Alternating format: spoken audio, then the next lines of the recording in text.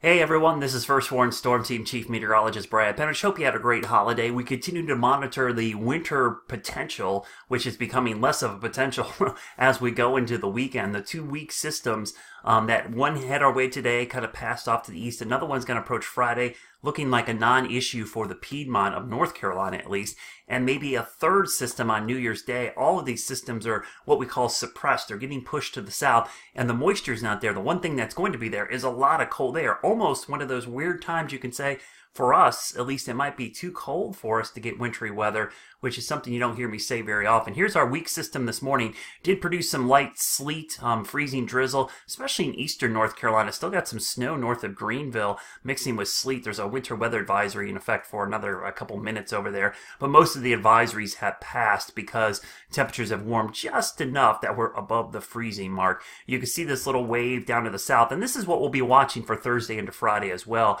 is this area down here for the potential of another one of these little lows to kind of scoot along the Gulf Coast and off to the east. This is the southern branch of the jet stream, and it's trying to throw some moisture north. Overall, it's a pretty weak system, and there's not a lot of moisture coming to the north. What you do notice is the brutally cold air. I mean, this is just insanely cold air coming south, and this Arctic air is moving into the Carolinas. What's happening is, as this Arctic high moves to the south, it's actually pushing the southern branch of the jet stream so far down to the south that it's pushing the storm track too far away for us to get wintry weather. So while it's going to be very cold and dry here, we are likely not going to see much in the way of wintry precip. Doesn't mean it's not possible, and I'll show you why. You could see the Arctic high building over the Great Lakes. We talked about this earlier. You heard me. The southern branch of the jet stream and the northern branch are kind of detached right now. They're not working in tandem to produce a more significant storm. So these southern branch systems are being pushed down to the south. We call that suppression because basically the Arctic high or the trough is pushing these things so far down here, they're not getting close enough to tap into the cold air. So you could see another one of these little systems is going to pass to our south as we go into Thursday night into Friday morning. And again, overall it's a weak system just like the one today, but it's even further south because the Arctic high is actually pushing the moisture further south, and the whole mess is just down here in Florida more. Now, it doesn't mean we couldn't see a little bit of wintry weather Friday morning in areas like the low country of South Carolina. And as I go into that, you'll see that. I'm going to stop this real quickly here, overnight Thursday into early Friday morning. And you'll notice there is some moisture down here in South Carolina, and yeah, maybe a little bit of freezing drizzle. It could be as far north as the Midlands. So this would be the area we'll watch for maybe some light freezing drizzle, maybe a glaze. Really no major issues for the Charlotte area or even western North Carolina. Just that system passing off to the east. And just to kind of show you, you could see the ice accumulations. There is a pretty good chance of some light icing down here early Friday morning along the low country of South Carolina.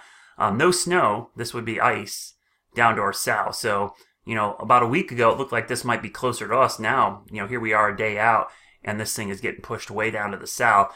And you can see that's where we're going to see most of the threat for wintry weather. Then we start turning our attention to next week. And you probably, we've still got the potential for a winter weather event on Monday into Tuesday, but it's trending drier and further south again. You see just the 10% probabilities of some wintry weather all being pushed to the south. And even that, I think, is pretty generous as we go into next Monday, Tuesday, even into early Wednesday. So there's still something there, but the models overall are not hinting anything major. In fact, if I look at the European model, you can see the system today.